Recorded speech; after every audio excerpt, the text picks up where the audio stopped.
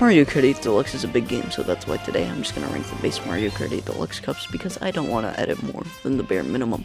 There's 12 cups with 4 tracks of varying quality, so let's see how they stack up against each other from bottom to top. Number 12, the Banana Cup. The first track is Dry Desert from Mario Kart Double Dash, and they gave the dry course water. They took away the Sarlacc pit and just made it quicksand. After that, Donut Plains 3, and it's probably the best Super Mario Kart retro track in the game.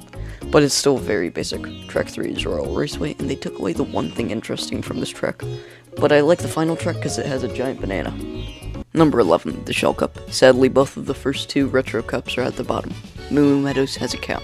Mario Circuit GP has some fun shortcuts, and it's made more interesting with this anti-gravity part. I would say it's my favorite in the cup. It has a pit stop. Cheap Cheap Beach is existent, and it's pretty much an oval. And then it's Toad's Turnpike, which is basically the intermissions from Mario Kart World, which everybody loves. It's a road with some cars. Sadly, the cow course can't get it to the top 10. But you know what did in the top 10? The Mushroom Cup. You start at a pretty good track, Mario Kart Stadium, very interesting name, but at least it's better than Water Park. Just call it Wario's Water Park. It's just a bad track. It feels like half the track's just a turn, but you can bonk into the Ferris wheel, I guess. Sweet Sweet Canyon's a copy of Sugar Rush from Wreck-It Ralph, and there's no convincing me otherwise. I think this is meant to be soda, but I just see it as egg yolk.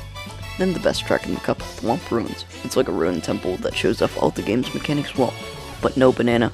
Number 9, the Triforce Cup. You start with the best track in the cup, Wario's Gold Mine.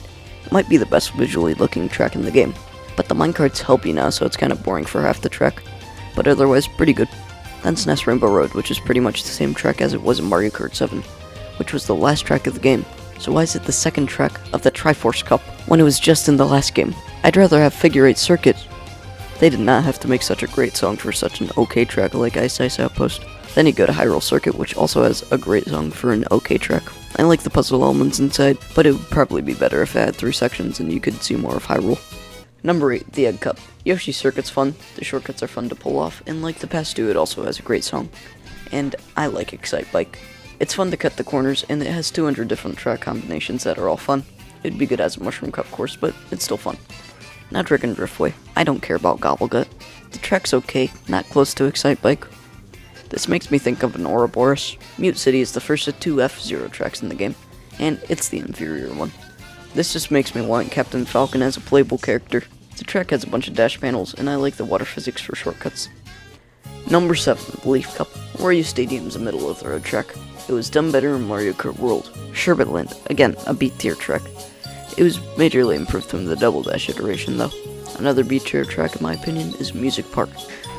The UK got a better name with Melody Motorway, and I feel like it sold the ending from Tic Tac Clock, but did it worse. 3 circular paths in a straight line, and a shortcut that skips the ending turn.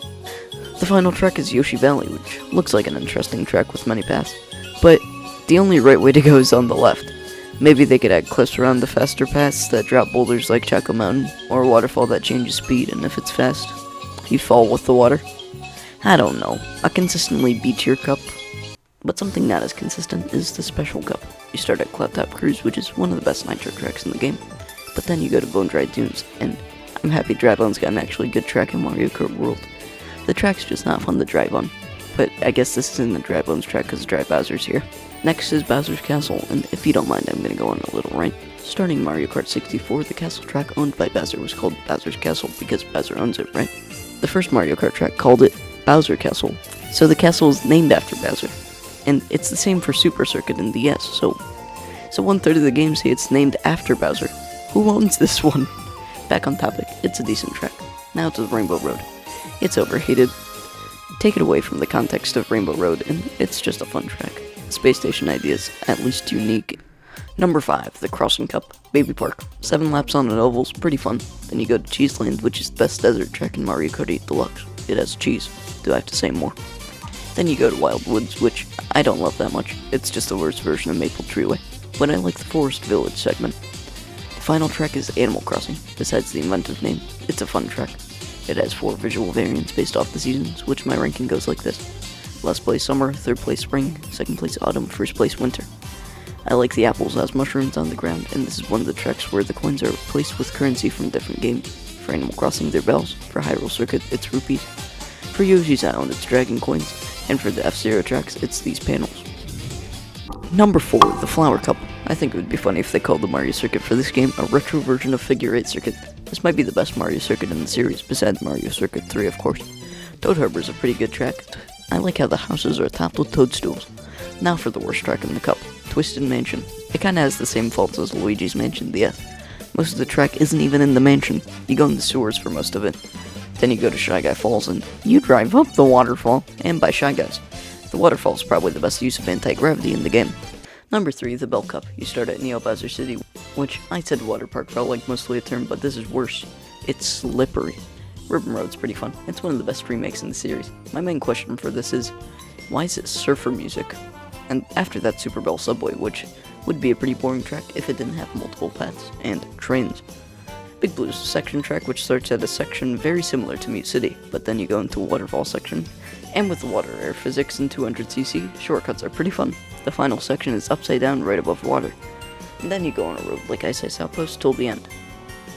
The Star Cup. Sunshine Airport starts it off, and it's pretty fun. It's on beautiful Isle Delfino, and you go through an airport terminal, runway, then into the air. Dolphin Shoals. If Water Park was more difficult and actually like a water park, that would have fit better. But Dolphin Shoals is still fun. I like tricking on the eel, and have you heard that saxophone? Now Electrodome. I think it's better than Music Park, but it's still kind of overrated. You finish the cup with one of the best tracks in the game, Mount Wario. You start on an airplane, then go down an ice top of a mountain, then a cave with a waterfall, which leads you to driving sideways on Wario Dam, which leads to a snowy forest, and you race to the finish on a ski ramp. But even with that, that's not the best cup in the game. Number 1, the Lightning Cup. You start at Tick Tock Clock, which is based off the Mario 64 level of the same name. The original version looked bad, but it fully takes advantage of the hardware. And it's just a fun course. I like the rotating clock gears, and the shortcut at the end, which Music Park stole. Piranha Plant slides based off the underground levels of Mario games. Then you go down a giant pipe into a submerged underground section, then fly up. For some reason, this just doesn't feel right for me. Like, if you don't get it just right, you could hit the blocks and fall in the void. Then it's Grumble Volcano, which throughout the duration of the race goes more and more in lava, raising the difficulty. And it ends with N64 Rainbow Road. In the original version of this track, it was 6 minutes of wall around you at all times, but now they cut it up into 3 sections and took away most of the wall. This was the true Rainbow Road of Mario Kart 8. The cover doesn't even show the special cup version. Thank you for watching. This took too much editing, so yeah, I'm gonna leave.